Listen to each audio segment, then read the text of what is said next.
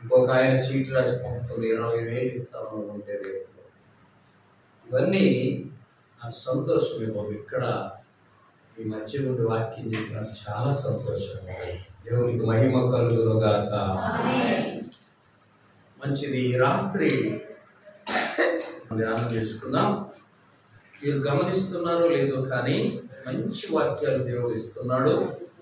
మనలందరినీ కూడా దేవుడు బలపరుస్తున్నాడు. కాబట్టి జాగ్రత్తగా వినండి, వాక్యాన్ని అనుసరించండి. అపోస్తుల కార్యముల గ్రంథం 1వ అధ్యాయము 7వ వచనం. కాలములను సమయములను తండ్రి తన స్వాధీనమందు ఉంచుకుని. నాతో కలిసి అందరూ చెప్పండి. కాలములను సమయములను తండ్రి తన స్వాధీనంలో ఉంచుకొని ఉన్నాడు. ఏకపోతున్నా గట్టిగా చెప్పాలి. కాలములను సమయములను తండ్రి తన స్వాధీనంలో ఉంచుకొని ఉన్నాడు. దేవునికి మహిమ కలుగునుగాక. ఈ వాక్యం ఎంత శ్రేష్టమైందంటే ఈ రాత్రి మనందరినీ ఈ వాక్యము ద్వారా దేవుడు కదిలిస్తాడు. ఆమేన్. కాలము సమయం అంట దేవుని స్వాధీనంలో ఉంది. వాస్తవమా కాదా? ఇది ఎవడి స్వాధీనంలో ఉంచిన వాడు కాస్త ఎక్కువ వాడుకునేవాడు. నిజమైందా? ఈ కాలాన్ని సమయాన్ని ఎవరికి అప్పగించినా దుర్వినియోగపరుస్తారు. ఆలోచించండి. అందుకని దేవుడట కాలములను చెప్పండి సమయములను ఆయన స్వాధీనంలో. ఇప్పుడు కాబట్టి మన స్వాధీనంలో కాలము సమయం లేనే ఉందా? ఉంటే ఎవరి కాలంలో తినలేనివాడు లేనివాడు ఇప్పుడు తినడానికి ఆ కాలాన్ని పిలుచుకుంటాడు. ఎప్పుడు ఇష్టం లేదో నష్టంగా ఉంటుంది ఆ కాలం వద్దని పంపించి వేస్తాడు. ఇష్టమైన కాలాన్ని ఆహ్వానిస్తూ ఉంటాడు. సర్వశక్తి కలిగిన దేవుడు, సర్వ సృష్టికర్త, ఇదంతా తెలుసు కనుక ఆయన ఏం చేశాడు? అన్ని మానవునికి ఇచ్చి కాలాన్ని సమయాన్ని ఆయన స్వాధీనంలో ఉంచుకున్నాడు కదా. కాబట్టి మన కాలం ఎప్పుడు వచ్చునో మనకు తెలియనే. చెప్పాలి అందరూ, మన కాలం ఎప్పుడు వచ్చునో మనకు. కాబట్టి ఎల్లప్పుడూ సిద్ధముగా ఉండాలి. ఆమేన్.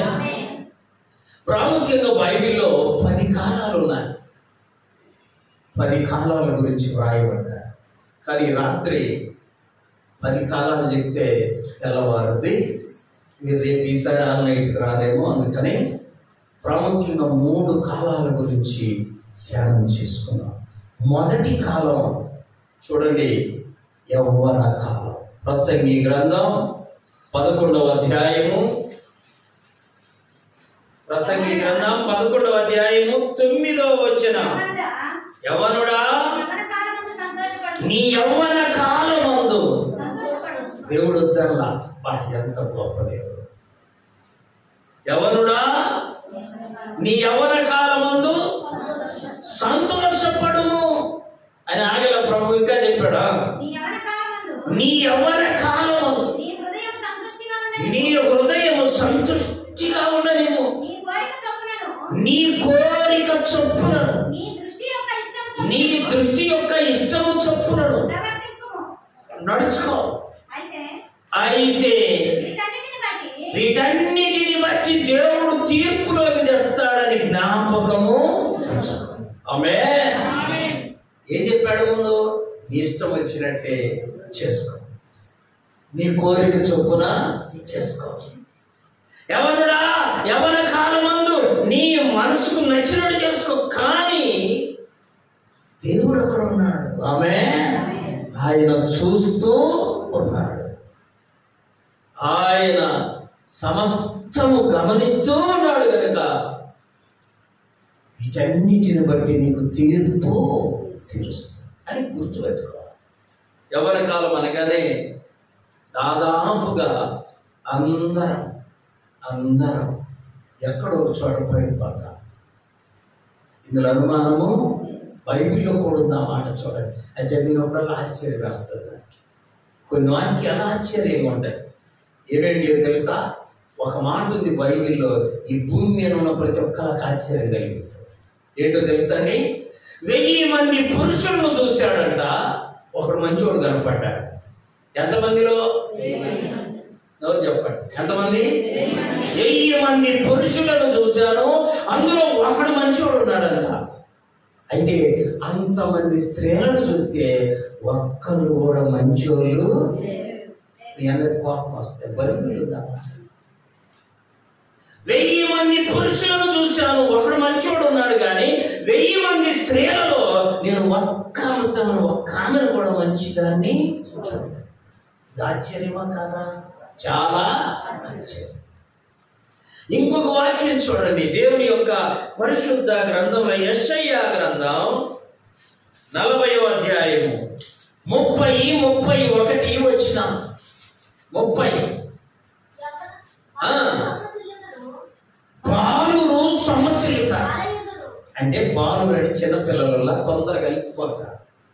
ఇప్పుడు ఆ చనిపోయిన బాలుడు తట్టుకోలేకపోయాడు, ఆ జ్వరాన్ని తట్టుకోలేకపోయాడు. చిన్నపిల్లలకు ఆయుష్ కొంచెం ఉంటుంది, ప్రాణం. అందుకని చాలా జాగ్రత్తగా మనము చూడాలి. బాలురు సొమ్మసిల్లుదురు, అలయుదురు, యవ్వనస్తులు ఎట్ట తొట్టిల్లుదురంట? తప్పకండి, గ్యారంటీ. అవునా? యవ్వన ప్రాయంలో ఉన్న ప్రతి వాళ్ళు ఏమవుతారు? తొట్టిల్లుతారు. యవ్వనస్తులు చదువుమా తప్పక. కానీ ఈ వాక్యం అనేక మార్లు దేవుడు తెలియజేస్తున్న సంగతి, యవ్వనుడా నీ యవ్వన కాలమందు జాగ్రత్త. ఏ కాలం ఇది? ప్రతి వాళ్ళు పడిపోయేది, తొట్టిల్లేది, తప్పక తొట్టిల్లేది ఏ కాలము?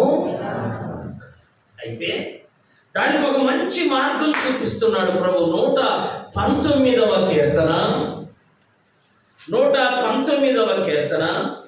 9వ చరణం. యవనస్తులు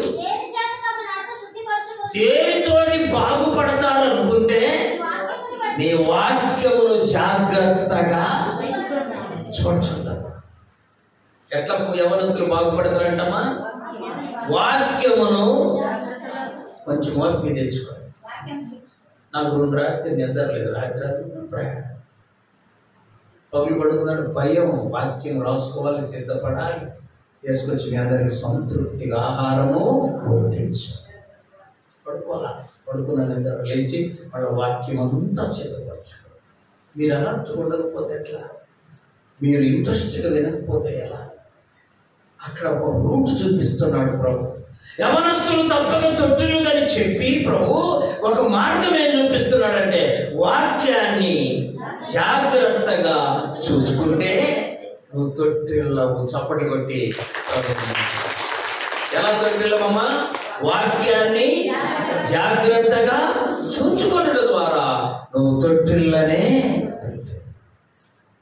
ఇంకొక మాట రాయబడింది, విలాప వాక్యముల గ్రంథం.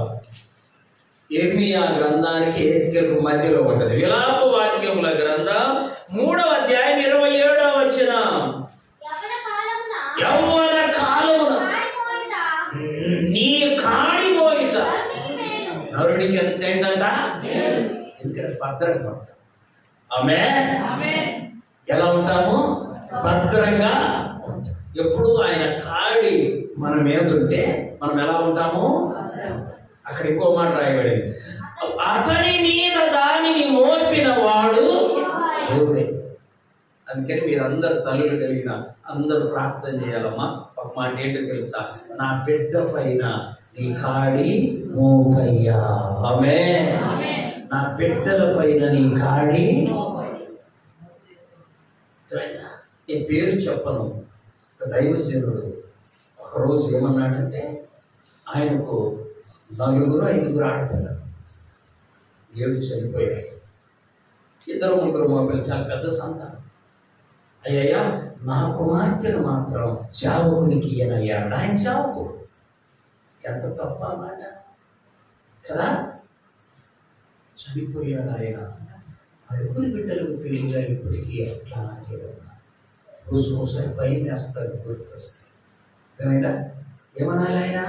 నా బిడ్డల మీద నీ కాడి మోపయ్యా అని ప్రార్థన చేసి, నీ సేవకులే నా బిడ్డలకి ఇస్తే ఎంత బాగుంటుంది అట్లా ఆలోచించాలి. ఇక సేవకుని నేనే సేవల గురించి, సేవకుని గురించి, సేవకుని యొక్క విలువల గురించి తెలుసుకోలేకపోతే నీకెలా అర్థమవుతుంది? తప్పు కదా, ఆలోచించండి. అందుకని మనం ఏం ప్రార్థన చేయాలి చెప్పాలి? ప్రభువా, దేవా, నా బిడ్డలపై నీ కాడి చెప్పట్లా. ఏ కాడది? ఆయన సేవనే. సేవ అంటే ఇంకా పని మానేసి బైబిల్ తీసుకుని ఉరకటం కాదు, పరిగెత్తడం కాదు, మందిరంలో కొన్ని పనులు చేయడం సేవే. ఆమె సేవకునికి సహకరించడం సేవే. ఆమె మందిరంలో ఆ బలుకు పోయి 10 రోజులు 2 నెలలు అయింది, చూసారో లేదు. నాకు ఇడికి వస్తే గుర్తవుతుంది, అడిగి పోయేసరికి సత్యం. మరి ఎంతమంది ఉన్నారు ఇక్కడ? అందరు తెలిసి టెక్నాలజీ, ఎలక్ట్రికల్ వాళ్ళు కూడా ఉన్నారు కదా. ఆ బలుకు తెచ్చి అది కూడా సేవే. ఆమె వీటన్నిటిని చేయడం ఆయన కాడి మోయడము. ఆమె ఇప్పుడు మనం ఏం ప్రార్థన చేయాలి చెప్పమ్మా? మామూలు కలగటి చేయ, అది కాదు, అది చెయ్యి. ఆ ప్రార్థన చేస్తే చేశావు. ఇంకో ప్రార్థన ఏంటి తెలుసమ్మా? కుమారుడి మీద నీ కాడి. అర్థమవుతుందా? యవ్వన కాలమున నీ కాడి మోయుట నరునికి మేలు. ఎవరికి మేలు? మనకు. నువ్వు పోయి నువ్వు ఊడ్చు మందిరం, అది సేవ. మందిరపు పరిచర్యలో బాలి భాగస్తురాలి కా సేవ. నీ బిడ్డలో కూడా క్రమాన్ని లేదు. కాబట్టి యవ్వన కాలంలో దేవుని కాడి చెప్పాలి మోయుట మనకెంతో. ఇప్పుడు నాతో చదువుకున్న అందరికంటే దేవుడు నన్ను ఉన్నతపరిచాడు. ఆమె కారణం ఏంటి? నా జ్ఞాపకం వచ్చిన నుంచి బైబిలు, పాటలు, ప్రార్థన. ఆమె చూసారా?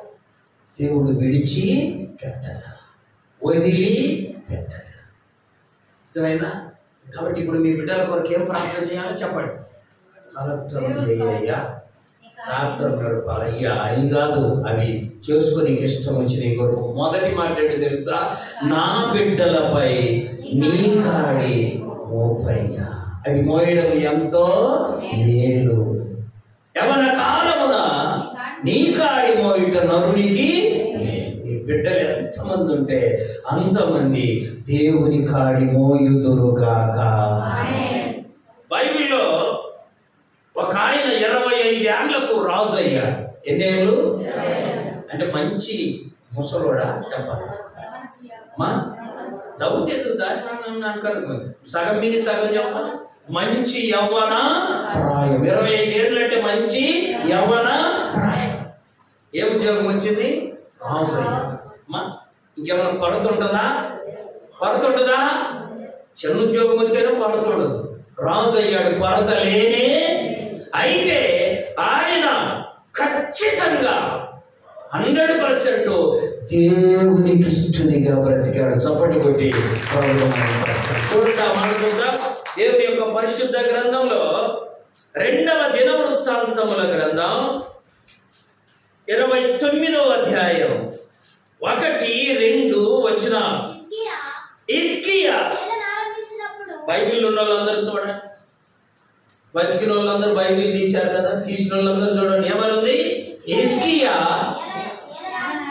యావడము ప్రారంభించినప్పుడు. ఎన్నేళ్ళు అంటమ్మా? 25 ఏళ్ళప్పుడు. మనం సరిగా మాట వినమా? తల్లిదండ్రుల మాట, పెద్దల మాట, పాస్టర్ మాట పంతులు మాట కూడా సరిగా. కానీ హిజ్కియా 25 ఏళ్లకు రాజు అయితే చదువుమా 29 సంవత్సరాలు యెరూషలేములో పరిపాలన చేశాడు. ఎంత మంచోడు, ఎంత మంచోడు. ఇప్పుడు చదవండి 32-30. అదే రెండవ దినవృత్తం. ఈ హిజ్కియా కట్టడి వేయించి దావీదు పట్టణం పడమటి వైపునకు దాన్ని తెప్పించను. ఇక్కడ వినండి జాగ్రత్తగా. హిజ్కియా తాను పూనుకొనిన సర్వ ప్రయత్నములందు ఏమయ్యాడట? ఏమిట్లో? పూనుకొనిన ప్రతి పనిలో ఏమయ్యాడు? వృద్ధి పొందాడు. ఎంత ధన్యత! పూనుకొనిన కొన్నిట్లో కాదు, సర్వ ప్రయత్నాల్లో ఏమయ్యాడు? వృద్ధి పొందాడు. కారణం ఏంటి? దేవుడు అంటే, దేవుని మందిరం అంటే బహు భయభక్తులు కలిగిన. ఏ వయసులో? 65 చెవుడు పట్టుకొని దేవుడు యాడికి పోలేక కాళ్ళని పోతే కళ్ళని కుర్చీలో అది ఆ పాట అమ్మా 65లో పాడితే కాదు, 25లో చెప్పండి. ఎంత ధన్యులో, ఎంత ధన్యులో. సత్యం తెలుసుకున్నాక నీ నోట ఈ పాట ఉండునుగాక. నేను ఆ రోజు అలా ఉంటే దేవుడు తెలియజేశాడు ఒక మరణం అని కదా. ప్రార్థన చేశాను.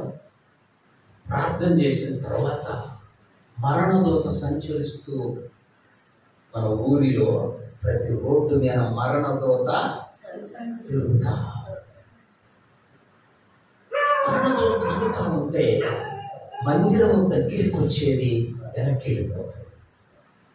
నేను అనుకున్నాను మందిరంకి వచ్చే వాళ్ళు జోలు రాదేమోలే అనుకుని మీ అందరికి చెప్పి మీ కొరకు ప్రార్థన చేశాను. అయితే ఒక ప్రాముఖ్యమైన మాట ఏంటంటే, దైవజనమా జాగ్రత్తగా రండి. మరణదూత నీ ఇంటి వైపు చూడకూడదండి. ఏం చేయకూడదు? నీ ఇంటి వైపు, నీ ఒంటి వైపు చూడకూడదంటే ఒక ఆయుధం ఏంటంటే మోకాళ్ళ. కొన్ని కుటుంబాలు చూపించాడు నాకు. వాళ్ళు ప్రార్థన చేస్తా ఉన్నారు. మరణదూత అక్కడికి వెళ్ళి ఇంటికి తిరిగి వచ్చింది. చప్పట్లు కొట్టి ప్రభుత్వం. మా గురించి అని తెలియదు అనుకుంటూ రేపు దేవుడు అన్నీ నాకు నేను వెంటనే సంతోషించి ప్రభుత్వం మరి పరిచయం. మరి పేదలు వాళ్ళ కుటుంబం కూడా ప్రార్థన బాగా ఈరోజు ఉండేవాడు కదా ఇక్కడ. ఆమె ముందే ఉండేపించారు.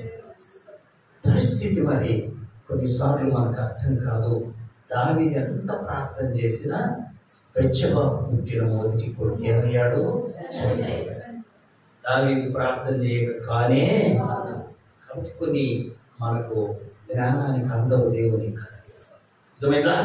మీ అందరూ కూడా కుటుంబ ప్రార్థన కలిగి ఉండండి. మరణదూత ఈ ఇంటికి రాలేదు. చెప్పండి. రోజు గొడవ ఆడుకోడు. వాడొచ్చి మీద పక్కన కూర్చుంటాడు. ఒక మాట చెప్పాలా? పౌరుషం ఉంటే మీకు ఒక మాట చెప్పమంటారా? నీ ప్రార్థన గట్టిదైతే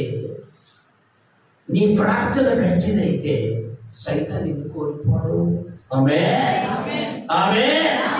నీ ప్రార్థన బలమైనదైతే, నీ ప్రార్థన శక్తి కలిగిందైతే వాడి శక్తి ఏం పని చేసింది?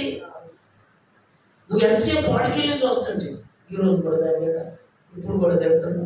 నువ్వు చూసేది వాడికెళ్ళి మానేసి ప్రభు వైపే. నీ ప్రార్థనా శక్తి, అమ్మ జాగ్రత్తగా వినండి, నీ ప్రార్థనా శక్తి సాతానును ఓడిస్తుంది. చప్పట్లు బలంగా వస్తుంది. అనేక మంది ఇప్పుడు తెలుసుకుంటున్నారు ఈ కాలంలో ఈ సంగతి. వదిలేయి. దేవుడు నువ్వు ఉండగా, నీ ప్రార్థన ఉండగా, నీతో దేవుడు ఉండగా నీకు అన్యాయం జరగనే. కదా. ఇసుక ఎన్ని ఏళ్ళకమ్మా? 65కా 25కా? 25కు. మీరు ఇంటికి వెళ్ళినాక చదవండి. మందిరములోకి వెళ్ళి అమ్మా మందిరములో ప్రార్థన. మనోడు కట్టాడు ఉద్యోగంతో మందిరానికి రావాలి కదా. ఈయనకి ఏ ఉద్యోగము? రాజు మందిరానికి వచ్చి ప్రార్థన. ఫలాలు చూడు ఎలా ఉన్నాయో. రాజులు 2వ గ్రంథం 19వ అధ్యాయం 29వ వచనం. మరియు యెషయా చెప్పినది ఏమనగా, హిజ్కియా అమ్మ జాగ్రత్తగా వినండి, కొంచెం మంచి ఆహారం, కొంచెం మంచి ఆహారం. హిజ్కియా నీకు ఇదే సూచన, ఈ సంవత్సరమందు దానంతటా అదే పంట పండేది, అది నువ్వు తింటా. ఎక్కడన్నా ఉందా? ఇది పొలం ఉంది కదా, ఇది ఎదురు పొలం, దానంతటా అదే పండుద్దామా? గట్టిగా చెప్ప. పండుద్దా? ఏమో పండుద్దే సగం చెబుతారు. గట్టిగా చెప్ప. దానంతటా అదే పండుద్దామా మీ పొలము? కానీ దేవుడు ఏం చెబుతున్నాడు హిజ్కియాకు? హిజ్కియా ఈ సంవత్సరము దానంతట అదే పండు ధాన్యమును నీవు తింటావు. ఎట్లా? మా ఎరువు వేసి సేద్యం చేసి కాదు. ఏమన్నది బైబిల్లో?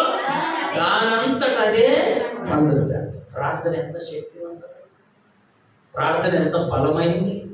హిజ్కియా ప్రార్థన ఎంతో బలమైంది కాబట్టి పొలం కూడా విత్తకుండానే దానంతట అదే పండింది. రెండో మాట, 2వ సంవత్సరంలో దాని నుండి మళ్ళా పంట వస్తుందంట. ఆమేన్. మొదటి సంవత్సరమే అసలు విత్తనాలు వేయకుండా పంట, 2వ సంవత్సరం దానిని కట్ చేస్తే దాని నుండి మరలా.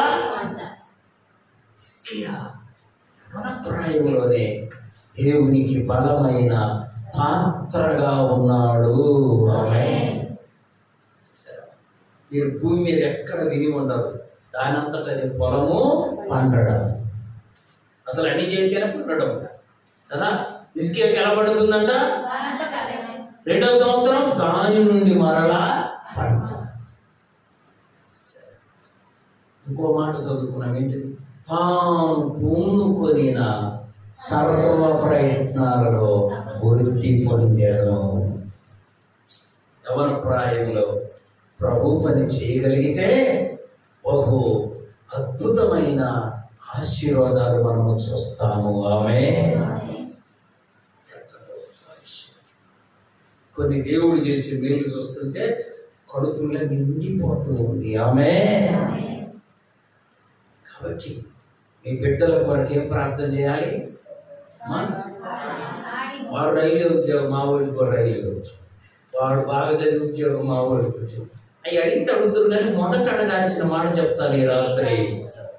నరునికి ఆయన కాడి మోయుట మేలు. ఇప్పుడు మన బిడ్డలు ఎవరికి కాడి మోయాలి? దేవుని కాడి. ఈ బిడ్డలందరి కొరకు అలాంటి ప్రార్థన చేయుదురుగాక. ఇప్పుడు మా బాబు ఉంటాడు, ఇంక నేను ఆడే ఉంటాడు, ఆడి మీకేం కావాలని ఏమి కుదరవయ్యా, నాకు ఒక చేయగలిగిన శక్తి ఇంకో 10 ఏళ్ళు 5 ఏళ్ళు ఉన్న తర్వాత 60 ఏళ్ళు రాగా నువ్వు వచ్చి ప్రభు పని అని బియ్యమేగా మనం తిని. అంతేనా? 10 రూపాయల నోటు ఆముకొని తింటారు ఎవరండి? చెప్పండి. 2000 నోటు తింటారమ్మా? చెప్పాలి. ఎవరము తినేదేమి? గ్లాసు బియ్యం ఈ మధ్య నేర్చుకుని, ఇప్పుడు దాకా తెలియదు నాకు.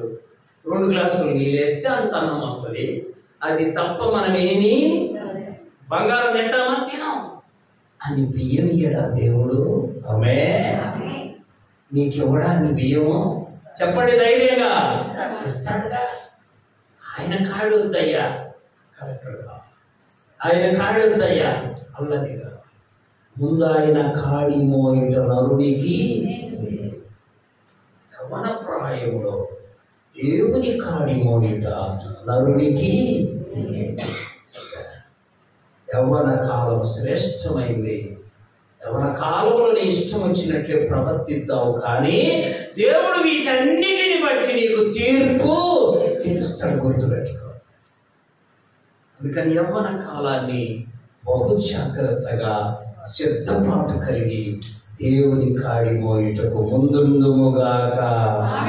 మన బిడ్డలను ముందుంచుదుముగాక. యవ్వన ప్రాయం అంత శ్రేష్టం. చూడండి, ఇంకొక వాక్యము దేవుని యొక్క పరిశుద్ధ గ్రంథంలో 20వ అధ్యాయం 2వ రాజుల గ్రంథం 20వ అధ్యాయం 5వ వచనం. నీవు తిరిగి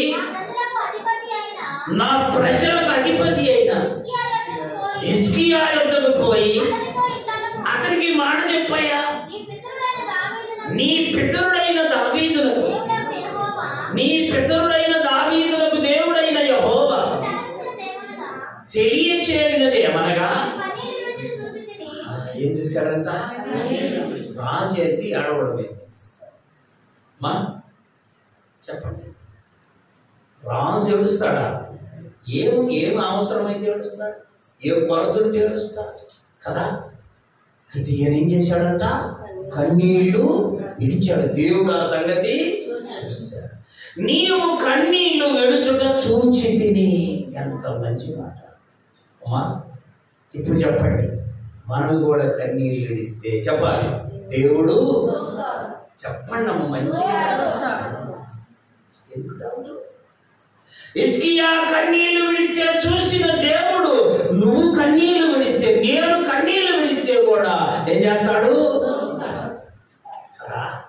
ఎంత మంచి దేవుని కలిగి. నువ్వు విడిస్తే అసలు కన్నీళ్ళు నువ్వు విడిస్తే. నాకు మా అమ్మ జ్ఞాపకం వస్తే కన్నీళ్ళు వస్తాయి. అర్థమైందా? ఒక సహోదరి అడిగింది, ఏందయ్యా నువ్వు ఎప్పుడు ఆడవు, మీ అమ్మ పేరెత్తగా నేర్చావు అంటే. ఎప్పుడు ఆడమని ఎందుకు? ప్రభు దగ్గర మోకరిల్లితే నా కన్నీళ్ళు ఏరులై పారినట్టుగా వస్తాయి. ఆమె మనందరికి కూడా అనుభవం ఉండాలి.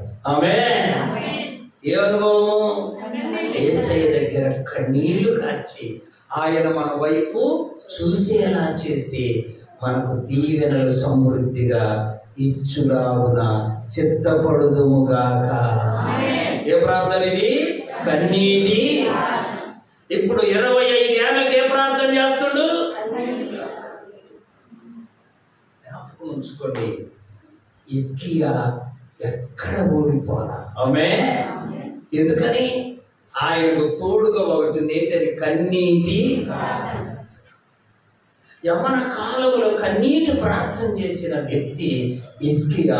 కాబట్టి పొలము కూడా దానంతటదే. అబ్బా, ఏమైంది? దానంతటదే కన్నీళ్ళు ఇడితే దేవుడు చూశాడు. ఇంకా 15 సంవత్సరాలు నీకు ఆయుష్ను. కాబట్టి యవ్వన కాలం శ్రేష్టమైంది. యవ్వన కాలం మన బిడ్డల్ని ప్రభు కొరకు వాడుదుముగాక. ఇక్కడున్న యవ్వన బిడ్డలందరూ కూడా ప్రభు పరిచర్యలో పాలు పొందుదురుగాక. దానివల్ల ఏంది? నీకు మేలు ఉంది. తేలు కాదు, ఏముంది? మేలు. అవకాశం ఇచ్చింది దేవుడే. యవ్వన ప్రాయంలో బాగా ప్రభు యొక్క పనిలో, ప్రభు యొక్క ఆరాధనలో ముందున్నట్లయితే నీ బిడ్డలు నీకు దీవెనకరంగా ఉంటారు. ఆమేన్. సరేనా? రెండవ కాలం చూద్దాం. చూడండి, పరిశుద్ధ గ్రంథమైన బైబిల్లో అపోస్తలుల కార్యముల గ్రంథం 3వ అధ్యాయం 1వ వచనం. పగలు 3 గంటల. ఏ కాలం ఇది? చెప్పండి, ఏ కాలం? ఎప్పుడమ్మా? పగలు. మొదటిది ఏంటో? యవ్వన కాలం. రెండోది ఏంటి? ఇది ఉండాలి మనందరికీ. ఆమేన్. ఏ కాలం ఇది? ప్రార్థనా కాలం. ఏ సమయం ఇది? పగలు 3 గంటలు. ఉరక పెట్టి నిద్రపోతున్నాం కదండి మా. పగలు 3 గంటలకు దయచేసి నిద్రపోమాట. సమయం దొరికితే 1 గంట కానించి 2:30 10 నిమిషాల దాకా 3 దాకా నిద్రపోయి 3ంటికి మోకరిల్లుదుముగాక. 3 నుండి నీ ఓపిక 4, 5, 6, 7, 8, 9, 10 దేని వరుస వేసి అవుతున్నాం మా వల్ల ఇద్దరంట. ఎన్ని గంటలు దేవుడు నీకు శక్తిస్తే అంత సమయము ప్రార్థన చేయాలి. ఇది ప్రార్థన. ఏ కాలం? ఇది అందరి జీవితాల్లో, అందరి కుటుంబాల్లో ఉండునుగాక. ప్రార్థనా కాలం ఒక అద్భుతం చూస్తున్నాం అక్కడ. పేతురు యోహాను మందిరంలోకి వెళ్తుంటే పుట్టినది మొదలుకొని కుంచివాడైన ఒక మనుషుడు అక్కడ ఉన్నాడు. ప్రార్థనా కాలంలో ఆ మనుషుని పేతురు చేయి పెట్టి లేవనెత్తి నడిచాడు. నడవడం కాదు, గంతులు వేశాడు. గంతులు వేయడం కాదు, దేవుని మందిరంలోకి వచ్చి వాళ్ళ దగ్గర కూర్చొని దేవుణ్ణి స్తుతిస్తూ ఉన్నాడు. చదువు మా వచనం. వాడు నడుచుచు గంతులు వేయుచు దేవుణ్ణి స్తుతిస్తూ వారితో కూడా దేవాలయములోనికి.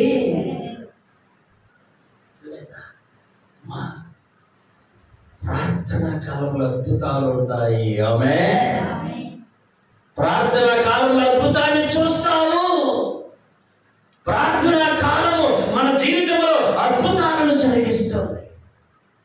ఆ ప్రార్థనా కాలమే పగలు ఇంచుమించు. మళ్ళా చదువు 10వ అధ్యాయం అపొస్తలుల కార్యముల గ్రంథం 10వ అధ్యాయం 3వ వచనం. పగలు ఇంచుమించు 3 గంటల వేళ దేవుని దూత అతని వద్దకు వచ్చి కొర్నేలి ఈయనకు కూడా ఒక అలవాటు. ఏంటి అలవాటు? పగలు 3 గంటలకి ప్రార్థించారు. దేవుని దూత అతని యొద్దకు. ఇప్పుడు అనుకుంటా మనం మన ఇంటికి కూడా వస్తే సరే. ఇప్పుడు దానికి ముందు ఆయన ఏం చేశాడు? పగలు 3 గంటలకి ఏం చేశాడు? మరి మనం చేస్తున్నామా? 3 గంటలకు ఎదురైతే ఒకటి దొరకడు. ఏందా ఈ టైం టీ తాగుదామని ఆ పనికి మన టీ ఇంట్లో పెట్టుకోరదా, తాగరదా, శుభ్రంగా మోకరేలా అర్థం చేసుకోవాలి. 3 గంటలకి ప్రార్థనా కాలం ఉండాలి. ఆమేన్. ఆమేన్. నిన్ను ఈ మరణ దూత టచ్ చేయలేదు. అలా టచ్ చేయలేదు. ప్రభు కృపను బట్టి ఇన్ని మర్మాలు మనకు బయలుపరుస్తున్నప్పుడు మనము వాటిని అనుసరించాలి. ఆమేన్. అలాగే చదవండి 10వ వచనం. అదే అధ్యాయం 10వ వచనం. అతడు మిక్కిలి దానికి ముందు 9వ వచనం చదువుమా. మరునాడు వారు ప్రయాణమైపోయి పట్టణమునకు సమీపించినప్పుడు పగలు ఇంచుమించు 12 గంటలకు. మనకి ఆడకు దొరికిలేమ్మా. ఎందుకు చదువుకోవాలి? ఎన్ని గంటలకంట? పగలు 12 గంటలకు ఏం చేస్తుండ్రు? ప్రార్థన చేయడానికి మిద్దె మీదికి ఎడకమా. మనం మిద్దె మీదకి వెళ్తే బట్టలు ఆరేయటమా, ఫోన్ మాట్లాడటమా, మాయదారి ఫోన్ ఒకటి వచ్చింది అది ఎత్తుకొని మిద్దె మీదకి పోవడము. కానీ ప్రార్థన కొరకు వెళ్ళడం వల్ల పేతురు కాదు 12 గంటలకి మిద్దె మీదకి ఎక్కి ఏం చేస్తున్నామా? నేర్చుకోవాలి. నీకు సమయం దొరికితే ఇంట్లో గీజా వీజా పిల్ల బిస్సు ఉందనుకో, మిద్దె మీదకి వెళ్ళు. ఎందుకు? ఎవరెవరు చూడను కాదు, చెప్పాలి. ప్రార్థన. పేతురంట 12 గంటలకి మిద్దె మీదకి ఎక్కి ప్రార్థన చేస్తుంటే, అమ్మ వినండి, ప్రార్థన చేస్తుంటే ఆయనకు ఆకలి. ఆమేన్. మరి పొద్దు నుంచి తెలియదు, నిన్న కూడా తెలియదు. ఏమైంది? అసలే దేవునికి తెలియదా? తెలుసా? తెలియదా? ఈ మధ్య ఒక రహస్యం బయలుపరిచాడు దేవుడు. లాజరు సమాధి కాడికి వచ్చి, వాక్యం చదువుతుంటే అక్కడ తెలియజేస్తా. లాజరు సమాధి దగ్గరికి వచ్చి రాయి తీయండి అన్నాడు. అన్నాడా? అని లేదా? చెప్పండి. అన్నాడు కదా. ఏం చేయమన్నాడు? రాయి తొలగది. లాజరు బయటికి. ఆయన రాయి తీయమనకపోతే లాజరు రాయట పోతే ఆయన ఇట్లా వస్తాడు. అంతే కదా, మాట శక్తి కలిగింది కదా. లాజరు బయటికి రమ్మనగానే అర్థం చేసుకోండి, రాయుడు పోయి ఆయన లేచి వచ్చేవాడు ఆయన పిలిస్తే. అయితే మనం చేయాల్సిన పని కూడా కొంత ఉంది. ఆమె చప్పటి అప్పుడు ధ్యానం చేస్తాం. గుర్తుపెట్టుకోండి, ఆకలైంది అమ్మా, ప్రార్థన చేస్తుడు ఆకలైంది. తర్వాత వచ్చినలో ఉంది, ఇంటి వారు సిద్ధపరుస్తున్నారు, ఇంకా తయారు కాల. ఆకాశము నుండి ఆయన కొరకు ఆహారము వచ్చింది. చప్పటి కొట్టి ప్రభు మైపరచండి. ఏం చేస్తే వచ్చింది ఆహారం? ఏడ్చి ఏడ్చి ఏడ్చి మొత్తుకుంటారు కాదు, ఏం చేశాడు? ఇప్పుడు చెప్పండి, మనం కూడా ప్రార్థన చేస్తే ఆకాశము నుండి దేవుడు ఏం కురిపిస్తాడు? మన్నాను చేస్తాం. కొండకెళ్ళి చూడలేదు. దావీదు గారు అన్నాడు, కొండల తట్టు నా కన్నులు, చెప్పండి, కొండల తట్టు నా కన్నులు. మనం కొండల తట్టు మన కన్నులు ఎందుకు వస్తుంది సహాయం? ఆ పేతురు గారు అక్కడ చూస్తూ ప్రార్థన చేస్తే అక్కడి నుండి చెప్పాలి, ఆహారము దిగి వచ్చి. ప్రార్థనా కాలంలో ఏం చూస్తాము? అద్భుతాలు చూస్తాం. చెప్పాలి నోటి నిండా, ఏం చూస్తాము? ఆశ్చర్య కార్యాలను చూస్తాం. ఏ కాలంలో? ప్రార్థన. ఇంకా చూడండి, అక్కడ రాయబడిన మాట 12వ అధ్యాయం 12వ వచనం, అపోస్తలుల కార్యములు 12:12. ఇట్లు ఆలోచించుకొని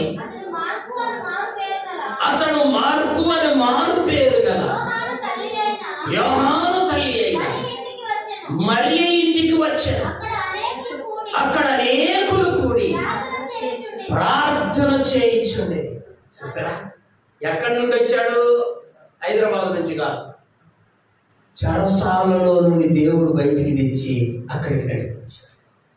అమ్మా, సంఘం ఏం చేస్తుంది? అక్కడ అనేకులు కూడి. ఇప్పుడు మనందరం కూడి ప్రార్థన చేస్తుంటే ఎవరికన్నా ఇబ్బంది ఉంటే ఆ ఇబ్బందిని దేవుడు సరిచేయునుగాక.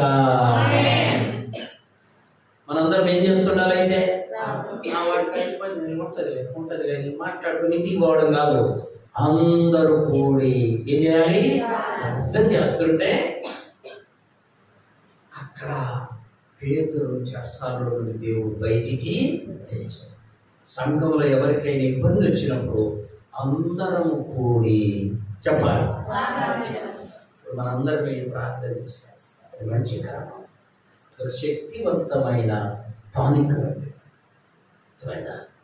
ఈ ప్రార్థన క్రమంలో మనం అందరం ఉంటే సంఘంలో ఏ ఒక్కరికి ఇబ్బంది జరిగినా దేవుడు వెంటనే స్పందించి వారికి సహాయము చేయునుగాక. పేతురు చెరసాల్లో ఉన్నాడు, ఆయన కొరకు వీళ్ళందరూ ఏం చేస్తారు? ప్రార్థన చేస్తాడు.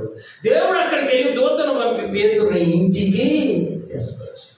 చూసారా అమ్మ, ఎక్కడికి తీసుకొచ్చాడు? వీళ్ళందరూ ప్రార్థన చేసే దగ్గరికి. ఇప్పుడైనా ఇక్కడ తమాషలు, ఎక్కడికి ప్రార్థన చేసే దగ్గరికి పేతురుని తీసుకొస్తే ఒక ఆశ్చర్యకరంగా మనకు సందేహం వచ్చేటువంటి ఒక మాట అక్కడ రాయబడింది. ఏంటో తెలుసా?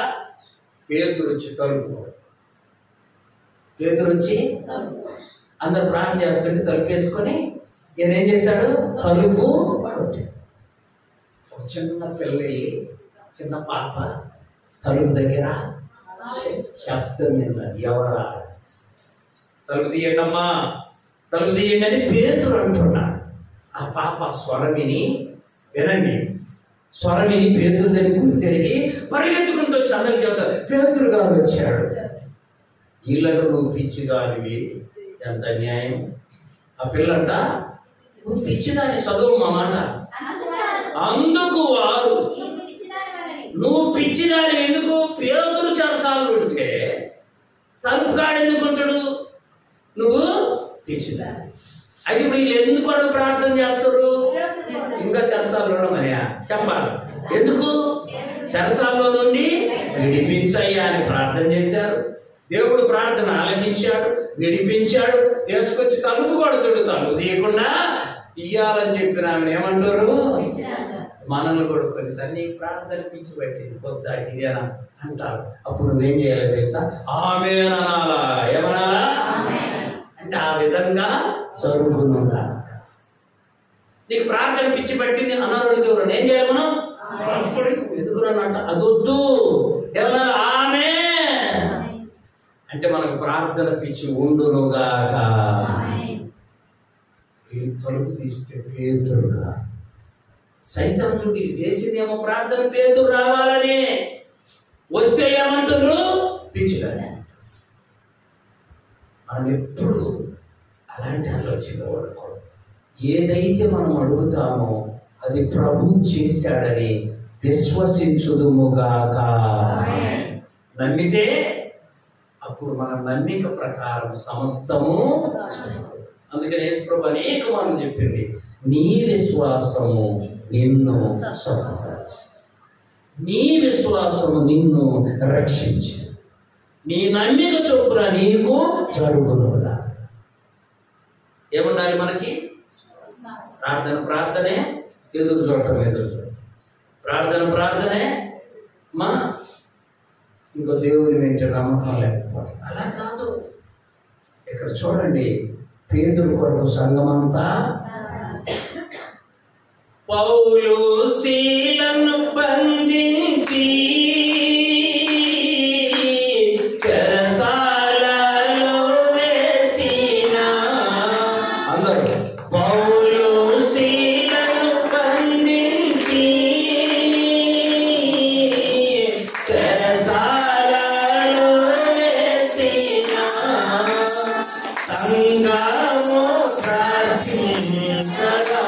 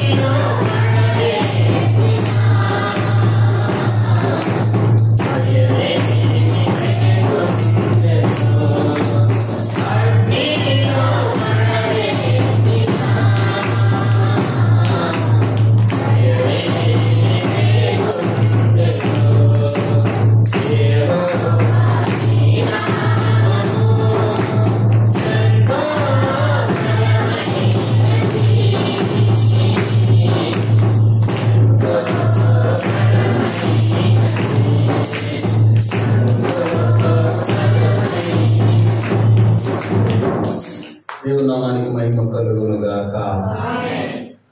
కాబట్టి దేని కొరకు ప్రార్థన చేస్తున్నావో అది దేవుడు ఇస్తున్నాడని నమ్మాలి. ఆమేన్. ఏం చేయాలి మనము? అమ్మాట చూడండి, హెబ్రీయులకు రాసిన పత్రిక 11వ అధ్యాయము, హెబ్రీ 11 6వ వచనం. విశ్వాసము లేకుండా దేవునికి ఇష్టడై ఉండుట అసాధ్యమా? దేవుని యొద్దకు వచ్చువాడు ఆయన ఉన్నాడనియు తన్ను వెదకు వారికి ఫలము దయచేయువాడనియు నమ్మవలెను కదా. ఆమేన్. నమ్మవలెను కదా. మరి నువ్వు నమ్ముతున్నావా? అనుమానం లేకుండా నమ్ముతున్నానయ్యా అని చెప్పాలి. ఆమేన్. ఏమి లేకుండా? తన్ను వెదకు వారికి ఫలము. కాబట్టి ఈ రాత్రి ప్రభు సన్నిధిలో ఉన్న మనం అందరము ఎంతో ధన్యులము. ఆమేన్.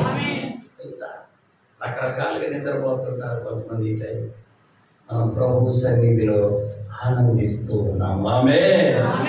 కాబట్టి ప్రభు బిడ్డలముగా ప్రార్థన దేని కొరకు చేస్తున్నామో అది దేవుడు ఇచ్చుచున్నాడని సంపూర్ణంగా విశ్వసించాలి. అది ప్రార్థన కాలంలో మనము పొందేటువంటి గొప్ప అనుభవం. తర్వాత వాక్యం చూడండి, లూకాసు వార్త 21వ అధ్యాయం 36వ వచనం. కాబట్టి జరగబోవు వీటి నెలను, ఏటి నెలను? మరణాలు. ఏటి నెలను? అవమానం. ఏటి నెలను? అనారోగ్యం. ఏటి నెల? ఈ వచ్చే ఇరుకులు, ఇబ్బంది. జరగబోవు వీటి నెలను తప్పించుకొని మనుష్య కుమారుని ఎదుట నిలబడుటకు శక్తిమంతుల మగునట్లు ఎల్లప్పుడు. ఎప్పుడెప్పుడమ్మా? క్రిస్టమస్కు, ఈస్టర్కు, ఇంకా ఏదైనా మధ్యలో పండగకి, జనవరికి. ఇప్పుడు ఇదివరకు ఇంకా తమాషకు ఉండేది మన సంఘంలో, మా చిన్న సంఘంలో, చిన్న చర్చికి ఉండేది. క్రిస్టమస్ రోజు వచ్చి వీళ్ళందరూ పెద్ద పెద్ద ఆఫీసర్లు అందరూ వచ్చి ఏదైనా చిన్నది కట్టించిన, నువ్వు రోజు రావు, నువ్వు వచ్చేదే అమాసకి, చెప్పండి మన పెద్దవాళ్ళు అంటారుగా, పున్నానికి. ఎందుకు కట్టించోడు పెద్దది కట్టి, నువ్వు కట్టి రాదు. క్రిస్టమస్ వద్దాన్ని నీ సంవత్సరం మొదలు పెట్టి వచ్చే క్రిస్టమస్ కట్టి వస్తే అసలు ప్రార్థన కానే అట్లాగే వాళ్ళు ఇదివరకు. ఎప్పుడెప్పుడు వచ్చి క్రిస్టమస్ కన్నా, ఈస్టర్ కన్నా, ఇంకా జనవరికి 10 వస్తాడు. ఇంకా జనవరి 1 నుంచి మారిపోయినాను, ఇంకా మాటి చెక్కలు ఉండవు అన్నట్లుగా వచ్చి 2వ రోజు 3వ రోజు మళ్ళీ మొదలు పెడతారు. అర్థమైందా? ఈ నిలబడే పక్షులు నిలబడాలంటే విశ్వాసం ఉండాలి. ఆమేన్. అక్కడ రాయబడి మనం చూడండి, ఎల్లప్పుడూ మెలకువగలిగి ఎల్లప్పుడూ ఏం చేయాలి? అందుకని ఒక తల్లి చెప్తుందయ్యా, పడుకోడికి వచ్చి నిద్రపోగానే నిద్ర రాదు, వెంటనే లేచి మోకరిస్తాయ్యా, కరగంట ప్రాణం చేయమని నిద్ర వస్తుంది, మళ్ళా పడుకుంటా. 2 గంటలు నిద్రపోగానే మళ్ళీ మెలకు వస్తాయ్యా, వెంటనే లేచి. ఇలా రాత్రి అంతా 4-3 సార్లు చేసేసరికి 2 గంటలు ప్రార్థన అయిద్దయ్యా నాది. చప్పటి కొట్టి. ఒకరోజు మీలో చాలా మంది నిద్ర రాలేదు వాళ్ళని టైంలో తెల్లారద్ది కానీ ప్రార్థన దగ్గరికి పోనే రాత్రి నిద్ర రాలేదా? నిద్రపోతే ఒక రూట్ ఇచ్చాడు దేవుడు మనకి. ఏం చేయాలి మనము? నువ్వు ప్రార్థన చేస్తుంటే నువ్వు చేయటం ఇష్టం లేదు, సైతానన్నా నిద్ర తెస్తుంది. ఇక్కడ 2 ఉన్నాయి. అర్థమైనా? ఇంకా చాలే నా కుమారుడు అని దేవుడన్నా నిద్రేస్తాడు. ఈ 2 మందులు వదిలేసి పిచ్చే కొట్టుకుపోయి ట్యాబ్లెట్ తీసుకుంటే అది మంచిది కానే. చూసారా? ప్రభు అక్కడ రాయించాడు. కాబట్టి చదువు మరలా, జరగబో వీటి నెలను తప్పించుకొని మనుష్య కుమారుని ఎదుట నిలువబడుటకు శక్తిమంతులగునట్లు మెలకువ కలిగి ఎల్లప్పుడూ. మీరు ఆరోగ్య సంతోషించారు, మనకి చదువుతా ఉంటే భయం కదా. ఆలోచించండి, ప్రభు బిడ్డలు అందరము రాత్రిని జయించి ప్రార్థనలో ఆనందిద్దుముగాక. అర్థమైందా? అప్పుడంతా నీవు జరగబో వీటి నెలను ఏం చేస్తావు? తప్పించుకుంటా. ఏం చేస్తావమ్మా? ఇందులో మరణం కోత కూడా ఉంది. ఎవరున్నారు? వస్తా ఉంటాడు రోడ్డున, ఇలా చూస్తాడు నీ ఇంటికి వెళ్ళి, యేసయ్యా నీకు స్తోత్రం అనే మాట నీ ఇంటిలో నుండి వినపడితే వాడు తట్టుకోలేక అక్కడి నుండి ఇవాళ పాటలు దాన్ని అనేది పాటలు దాగి మ్యాటర్ దాగి అంటున్నాం అనుకో, వాడు కూడా వచ్చి ఒక పాటలకు సిద్ధపరుస్తాడు. జాగ్రత్త. మన ఇళ్లలో రక్షణను గూర్చిన సునాద గీతాలు వినబడునుగాక. ప్రభు నీ ఇంట నిలిచి ఉండునుగాక. మొదటిది ఏంటమే కాలము, పోయే కాలం. ఏ కాలం చెప్పండి? ఏ కాలం? ఆ కాలం కూడా ఉంది. అన్నిటికంటే మంచి కాలం అంటే పోయే కాలం. ఎందుకు ఈ బాధలన్నీ? అదేగా యవ్వన కాలం నువ్వు ఇష్టం వచ్చినట్టు చేసుకో, కాకపోతే దేవుడు చూస్తున్నాడని గుర్తు పెట్టుకో. ఒకటి. రెండోది ప్రార్థన కాలం. ఇది చాలా అవసరం. ఈ ప్రార్థన కాలం ఉన్నోళ్ళకి దేవుని యొక్క నిండైన దీవెనలు. ఆమేన్. నిండైన దీవెన. ఏ కాలం ఉన్న వాళ్ళకి? ప్రార్థన. ఒక ఆయన చూసాం. ఎవరైనా? హిజ్కియానే రాజు. ప్రార్థన పరుడు. ఇంకొకటి చెప్పాలా అంటే మనకు పొడగవుతుంది మెసేజ్. ఏంటో తెలుసా? ఒక రాజు లెటర్ రాసి పంపాడు, నేను ఈ రాజ్యం మీదకి యుద్ధానికి వస్తున్నాను మీదకి. ఏం పంపాడు? లెటర్ పంపాడు. అది చూసి వణికిపోయాను. లెటర్ తీసుకొని నేరుగా చప్పట్లుగో చెప్పండి. ఎక్కడికి వెళ్ళాడమ్మా? లెటర్ తీసుకుని ఎస్ఐ కాడికి పోవాలి. వాడు చూడ అన్యాయంగా నేను యుద్ధానికి పోవాలా? లెటర్ తీసుకొని ఇంకో రాజు కాడికి పోవాలి. పోవాలా? లెటర్ తీసుకున్న వాళ్ళ అమ్మ దగ్గర ఉరకలా? లెటర్ తీసుకున్న వాళ్ళ అమ్మ దగ్గరికి పరిగెత్తలా? పరిగెత్తింది ఎక్కడికి? నీకే ఇబ్బంది వచ్చినా, అమ్మ జాగ్రత్తగా వెళ్ళండి, నీకే ఇబ్బంది వచ్చినా ఎక్కడికి పరిగెత్తు. చప్పట్లు కొట్టి. ఏ ఇబ్బంది వచ్చినా ఎక్కడికి పరిగెత్తు, ఎక్కడ నీకు నెమ్మదినిచ్చునుగాక. దేవుని సన్నిధిలో నిత్య సుఖశాంతులు ఉన్నాయంట. ఏమేంటి? ఒట్టి సుఖశాంతులు, నిత్య సుఖశాంతులు ఉన్నాయి. ఎక్కడికి పరిగెత్తు, దేవుడు నిన్ను నిండారుగా దీవించునుగాక. మోకరించండి, ప్రార్థన చేస్తున్నాం. కొంతమంది కళ్ళు మూతలు పడుతున్నాయి. నాకు కూడా ఎదురు లేదు చెప్తున్నామా, నేను పాపం అని కదా. సరే.